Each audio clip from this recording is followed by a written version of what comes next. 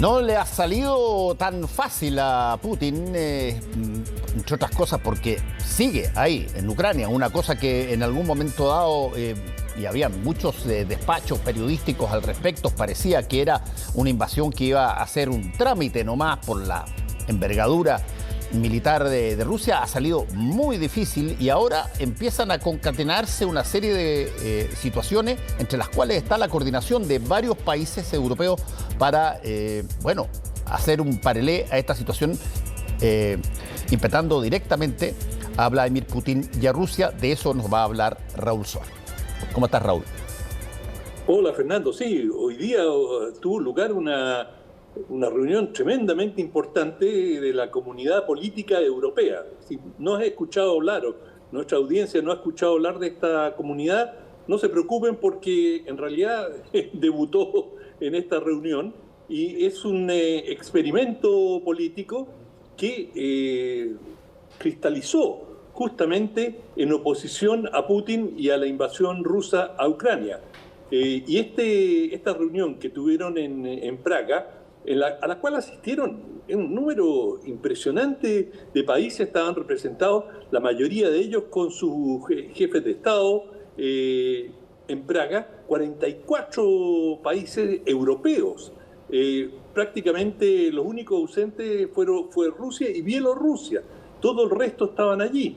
Y esta reunión tenía el objetivo de ser un foro relativamente informal para analizar qué podían hacer, en primer lugar, frente a Rusia, pero también analizar temas como la migración y la situación energética, que en muchos países europeos es tremendamente complicada y está generando grandes dificultades. A varios países se han disparado los precios de la energía. Entonces, para coordinar mejor y poder trabajar en conjunto, convocaron a esta reunión, que es la primera de su género, y veremos hasta dónde llega. Por lo pronto, hoy día no sacaron una resolución final, que creo que era lo mejor que podían hacer, porque allí siempre se complican, y muchas veces por sacar una resolución, algún país objeta una palabra, un tema, quiere que el tema sea abordado de otra manera, y al final se pierde un tiempo enorme y se estancan las cosas. En cambio, esto fue una oportunidad de encuentro en el cual, digamos, el común denominador fue la oposición a Rusia. Y los dos principales organizadores fueron Alemania y Francia, principalmente Francia. El presidente Emmanuel Macron llevaba la iniciativa y él fue quien lo propuso, y no explicitaron exactamente qué es lo que querían, pero de todas las discusiones y los planteamientos que han hecho, se colige que el objetivo es, cuando explicaron por qué Rusia no fue invitada y qué es lo que quieren de Rusia, dijeron: nosotros no queremos tener trato con Rusia, queremos marginar a Rusia, aislar a Rusia, pero en realidad lo que estaban diciendo, y lo explicaron algunos de sus jefes de Estado que estaban allí, no tenemos nada contra el pueblo ruso. Lo que estaban diciendo: no queremos nada con Putin. Y mientras Putin esté en el gobierno, no vamos a tratar con Rusia. Y esto no necesita analizar muy a fondo. Suena mucho como ir generando las condiciones para un cambio de régimen en Rusia.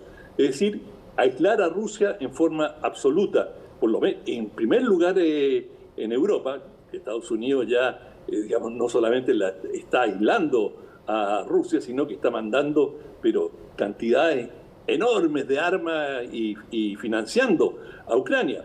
Bueno, ahora lo que están tratando de lograr en esta reunión, o lo que buscaron, fue generar un acuerdo entre los países de la Unión Europea, los 27 países, más otros 17 países, para ir coordinando las políticas anti-Putin.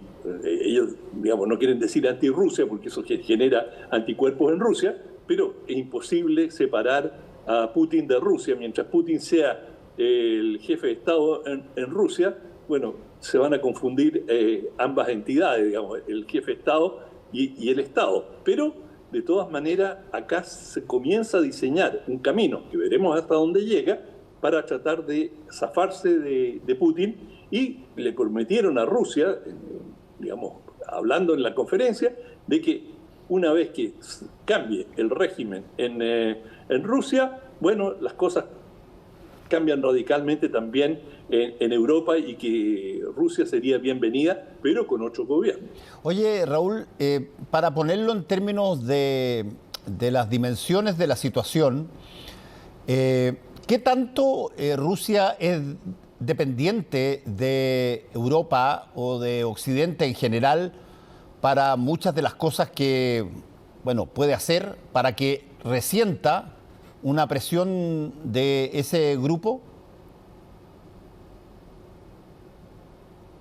Rusia es un país autárquico, bastante autónomo, y lo es así porque esa es su historia, es decir, siempre ha estado aislada. Occidente, digamos, durante la Guerra Fría, digamos, no se podía viajar, era muy difícil viajar a la Unión Soviética para mucha gente, el comercio estaba muy limitado. Acá en América Latina era muy difícil importar productos de la Unión Soviética. Estados Unidos estaba muy encima y velaba porque no tuvieran una cabeza de playa en América Latina, por así decirlo. Entonces, por ejemplo, las compras de armamento ruso en Chile en algún momento se consideraron, pero la presión de Estados Unidos fue tremenda. Digamos, si compran material soviético, olvídense de una serie de ayudas que reciben de nosotros, y así, y a toda América Latina le ejercieron presiones similares. Algunos países como Perú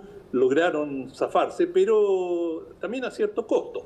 De manera que esa situación de aislamiento, de, digamos, tener a la Unión Soviética y ahora a Rusia muy marginada del comercio mundial, le ha dado bastante vitalidad, es decir, en el sentido de no ser dependiente.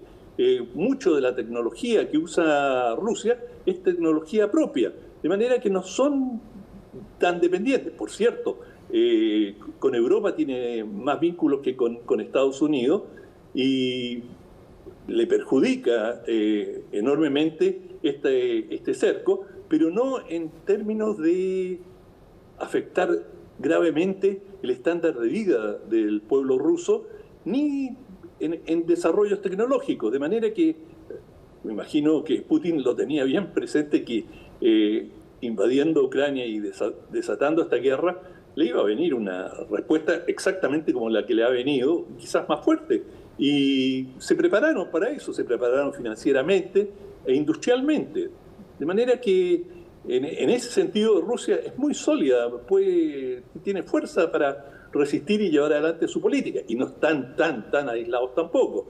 Tienen buenas relaciones con India, tienen relaciones bastante óptimas en estos momentos. No siempre ha sido así. Con China siempre ha tenido muy buenas relaciones con India. El pilar de la defensa india siempre provino de la Unión Soviética y después de Rusia. De manera que ahora han ido cambiando en las últimas décadas hacia Estados Unidos, pero siempre fue Rusia el principal abastecedor de India en términos bélicos, militares, de compras de defensa. De manera que tienen bastante penetración o presencia en África.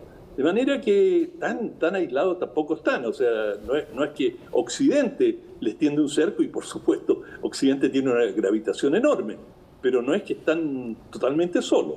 Oye, Raúl, si te entendí bien,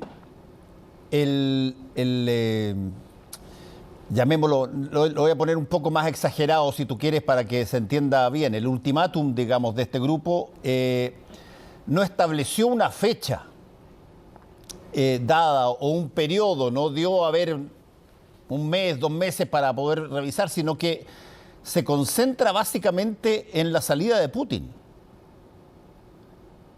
¿O no? Sí, ellos en cuanto a plazo dijeron probablemente nos reunamos nuevamente en 6 meses más, pero lo dejaron abierto. Esto es muy tentativo y yo creo que desde el punto de vista de los europeos están procediendo bien. Nosotros hemos visto tantas iniciativas en América Latina que se duplican y hay mucha gente en Europa también que está empezando a preguntar, bueno, ¿y esto no se sobrepone con la OTAN? ¿Y esto qué tiene? ¿Y para qué está la Unión Europea? ¿Y por qué creamos una instancia más?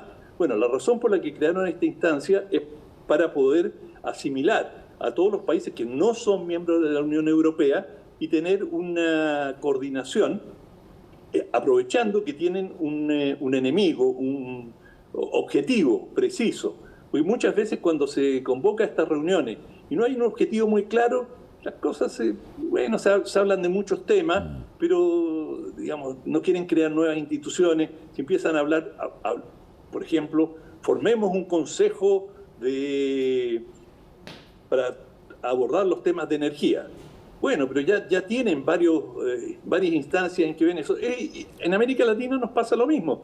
Es un peligro y nadie quiere una proliferación de estas reuniones burocráticas, especialmente para los jefes de Estado, para los gobernantes, que ya están muy saturados con muchas reuniones. Entonces todos dicen, no, otra más. Y es comprensible. Sí, es comprensible, pero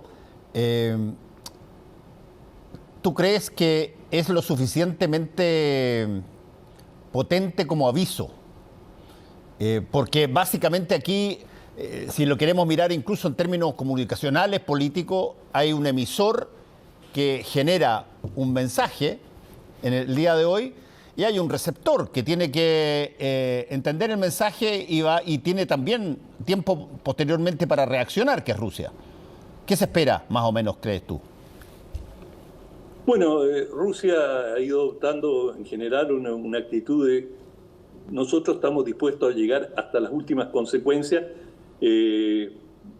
no vamos a echar pie atrás, no han dado ninguna señal en esa dirección. Ahora, digamos, también muchos de los países que asistieron a esta reunión, que no son miembros de la Unión Europea, ven beneficios en participar en estos encuentros. Por ejemplo, Gran Bretaña, que se salió de la Unión Europea, pero que estaba en esta reunión. Turquía, que quiere entrar a la Unión Europea, también estaba en esta reunión. Entonces, el hecho de que Francia y Alemania los convoquen, les da un foro interesante. Entonces, no solamente se discute lo que ocurre con Rusia, que es el tema central, sin duda, pero también debaten sobre sus diversos intereses, y son muchos, y hay, de hecho, por ejemplo, dicen que hubo una muy buena relación entre la señora Truss y Macron, y que, digamos, la señora Truss salió diciendo Macron es un amigo, y antes le habían preguntado periodistas a ella si Macron era amigo o enemigo, y ella se abstuvo de responder. O sea, aquí hay una serie de otros intereses que están en juego, y con esa cantidad de mandatarios te da, es decir, sí, la posibilidad de bilaterales son enormes. Bueno, habrá que estar atento a cómo se desarrolla esto, porque estamos llenos en la historia de reuniones protocolares súper buenas en términos comunicacionales para transmitir mensajes de aquí y de allá, y la voluntad política se termina en la mesa de reuniones. Así que vamos a ver cómo responde también Vladimir Putin, si el hombre allá es el que está dirigiendo buena parte, si no toda, la situación más o menos movediza que se está dando en materia bélica en el planeta de hoy día. Así que va a responder, supongo yo, Putin. Sí, bueno, vamos a ver, como dicen, se suele decir, ¿quién pestañea primero? Vamos a ver. Vámonos a tu libro. Ya. Déjame decirte algo primero. Sí. Estuve viendo tu libro, avancé como 40 páginas, y si están todos mis alumnos de la UDP viendo, algunos de ellos viendo el programa, por lo menos 2 capítulos de este libro van a ser obligatorios en las próximas clases, así que atenti con lo que dice Raúl, porque encontré muy bueno tu libro, muy bueno tu libro. Sí, es interesante y es original. Es el autor Mariano Sigman, que es un argentino, es un neurocientista, enfoca el tema del lenguaje desde la perspectiva de la neurociencia, y es un libro, yo lo encontré muy interesante porque es un libro científico, sin duda, y él ha hecho mucha experimentación y ha pasado por muchas universidades, tiene una trayectoria muy interesante, pero a la vez tiene un enfoque de autoayuda que es muy relevante. Y él mismo lo señala, que digamos le ha ido bien en las ventas del libro desde la perspectiva de autoayuda, y que muchas librerías lo han puesto en esa sección, porque él cada tantos capítulos propone una serie de ejercicios. Y el tema central del libro es la conversación, es decir, reforzar este concepto que es clave en las ciencias sociales, de que los seres humanos somos seres sociales y que la comunicación es determinante en nuestro pensamiento, en nuestro desarrollo. Y él señala que mucho de ti va a depender de con quién conversas, de la calidad de las conversaciones que tú tienes, de la calidad de tus interlocutores, y que somos profundamente influenciables. Y él da pero una cantidad enorme de ejemplos de cuán influenciables somos, desde la observación de una vara, una regla, y las compara con otras tres y le preguntan a grupos de ensayo cuál es la más larga, y cómo, si el grupo ejerce presión, por ejemplo, hay un participante genuino y los demás son actores, y todos los actores, no, pero si esa es la más larga, finalmente el participante genuino, casi solo un tercio se mantiene en lo que ve. La mayoría cede ante la presión del grupo y termina diciendo, bueno, sí, parece que esa es la vara más larga, pese a que saben, o habían dicho inicialmente que era otra, y a simple vista él muestra el gráfico, te queda claro cuál es. Pero si tú estás sometido a presión, y así somos todos los seres humanos, todos cambiamos de opinión si se nos presiona, y lo que de pronto nos parece absurdo, si hay una masa de gente que dice, no, pero si eso es lo más lógico, así tienen que ser las cosas, finalmente uno termina revisando o puede terminar revisando su propia opinión. Sí. Y en esto él, da una cantidad enorme de ejemplos, y a su juicio lo más importante es la conversación, y dentro de la conversación es nunca encerrarse dentro de ideas propias. Ahí viene el aspecto de autoayuda, es decir, no dejarse llevar por los prejuicios, estar siempre abierto, y sobre todo buscar con quién conversa, porque si vas a conversar siempre con gente que tiene tus mismas ideas, difícilmente vas a cambiar. Y lo más importante en el desarrollo de tu pensamiento, según Sigman, es cómo tú te contrastas con la realidad, es decir, cuánto te desafías a ti mismo y pones en duda tus propias convicciones. Y eso es lo que te permite crecer, eso es lo que te permite el desarrollo. Y te digo, está muy bien escrito, es muy claro, es decir, no hay ninguna restricción de formación previa, no hay que tener estudios de ningún tipo especial para entender este libro, que es ameno, está muy lleno de anécdotas, quizás demasiada digo, porque él, si tuviera que hacerle una observación, es un poquito autorreferente, es decir, y quizás eso es parte de su narrativa, ¿no? Pasa de cómo él vivió esto, cómo él observó lo demás allá, pero eso también es parte del encanto del libro, o sea, no es un libro frío, escrito por un académico que te da una cátedra, sino que es cómo él ha ido creciendo en esto.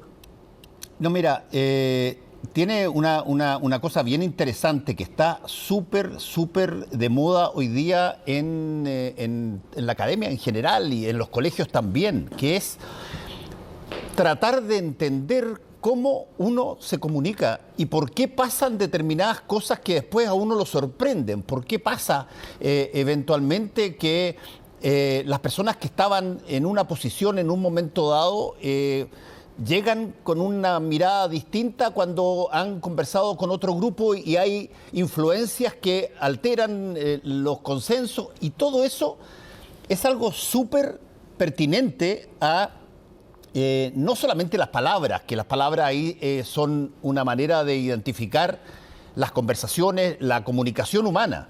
Pero está muy, muy bien tratado, por lo menos en las páginas que yo he alcanzado a ver, algo que es súper importante, que es, por ejemplo, cómo tú no solamente comunicas, pero sobre todo la vuelta al revés, es cómo tú entiendes la comunicación de los demás, cómo tú empiezas a captar que determinadas cosas están pronunciándose o dándose por una determinada vía, sobre la base de la capacidad que tienen los seres humanos de interpretar cosas que se coordinan, coinciden en una misma dirección y por lo tanto eventualmente puede dar un resultado determinado.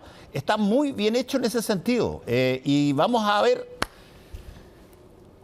no les voy a decir las preguntas de la prueba a los alumnos, pero vamos a ver cómo termina porque estoy partiendo.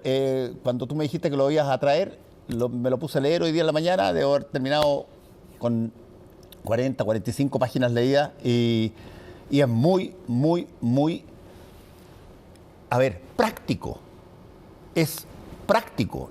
Yo no creo que sea autorreferente, pero creo que es muy práctico porque está lleno de ejercicios para que uno vaya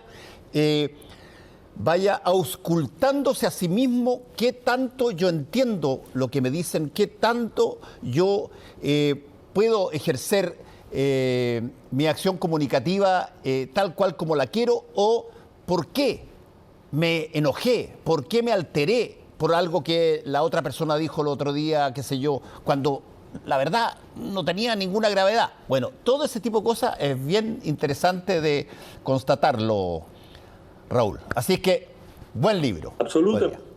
Ya. Súper. Muchas gracias, Raúl. Que te vaya regio. Hasta la próxima semana, viejo. Hacemos una pequeña pausa y volvemos con el Ojo con.